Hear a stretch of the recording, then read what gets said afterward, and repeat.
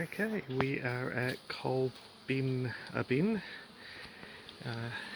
in central-ish Victoria, and we have a beehive in this house that is set to be demolished, and we have a second beehive just around the corner. So we will today get both of them into hive boxes. It's not set to be demolished until after spring, which is we're mid-autumn, so it's still a while away, which means we don't need to use the bee vac. We can leave the hives set up here for a week or so and let the bees reorientate once they're done. And it's already semi-falling down, so let's be careful and make sure it doesn't fall down on us. Okay, so we've pulled a couple of bricks out. This is an example of how long-time beehives keep shaping and reshaping themselves. The original hive is here, but it's all old disused wax, and so the bees abandon it and allow wax moth and hive beetle to come in and eat the comb up, and that way it clears out the cavity and the bees can start to reform where the hive used to be, and they sort of keep moving the hive, making fresh comb and whatnot. It's a way that pests work in nature with bees, and they work together, whereas in a beehive, a beekeeper's beehive like this, pests can actually do a lot more damage, and as such beekeepers have to be a lot more aware of pests. Okay, so that's where we're at. It's just over a metre wide. We'll take the bricks down lower and see what we have as we work down. And that's the first hive exposed. Okay, there is a gap where the bees can go down, and we've got fanning going down, so I'm a little worried the queens run down underneath the house, which is going to be a nightmare. That said, we'll keep our fingers crossed and just keep going. Okay, I haven't actually finished this one yet, however the queen appears to have run over there, and again she could be in the rotted timbers. So I've closed it up for the moment. I'm going to start working on the other one.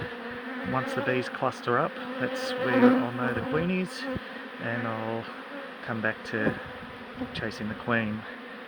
It's just pointless continuing at the moment without really having a definite idea of where the queen is. So we'll go to the next one.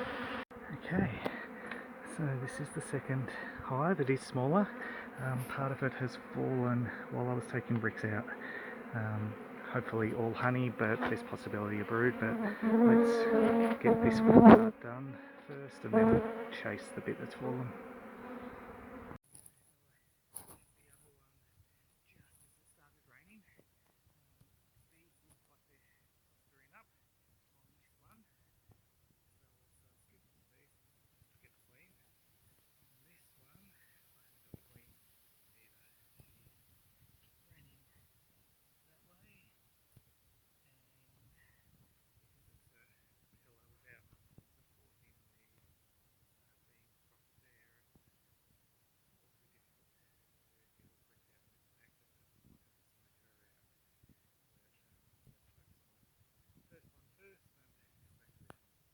Okay, so we've just caught the queen in this one.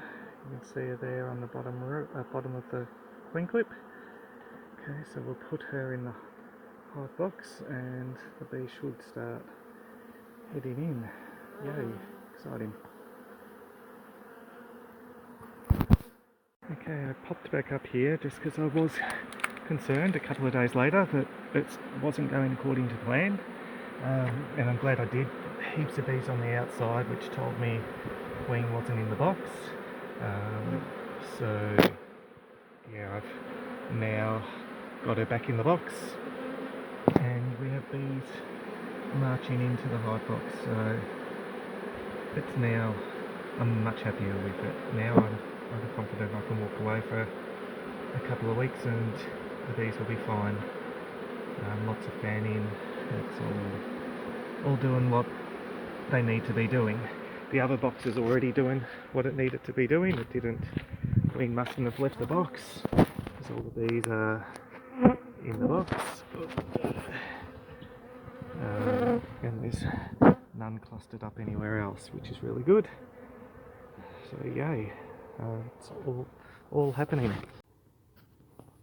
Okay, we're back a week and a half later, a bit over a week and a half, almost 2 weeks, and they're all coming and going from the hive.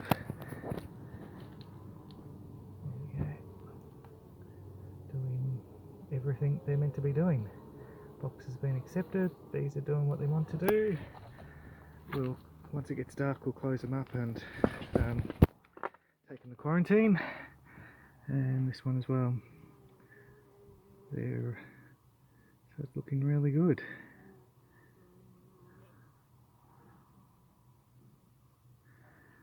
So there we go, another successful. And then sometime after spring this building will be demolished and they'll rebuild.